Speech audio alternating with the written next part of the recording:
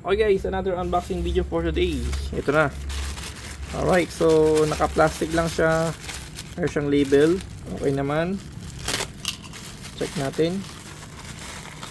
So, alright. So, eto na. Kitang-kita naman kung ano yung ating nabili. So, meron tayong actually, made in China nakalagay, no?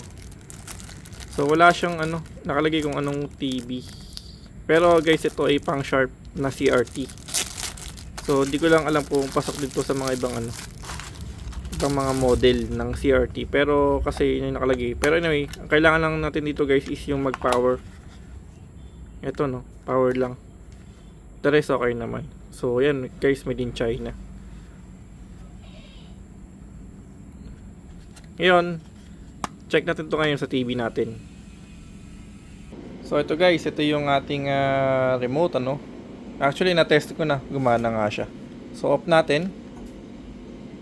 Galing, On. Lakas, So, okay. Gumagana siya. Sakto yung ganitong remote pang mga CRT na Sharp. Or baka dito lang sa ating model. Pero, ang ganda. Okay siya. Pasok na pasok. Diba?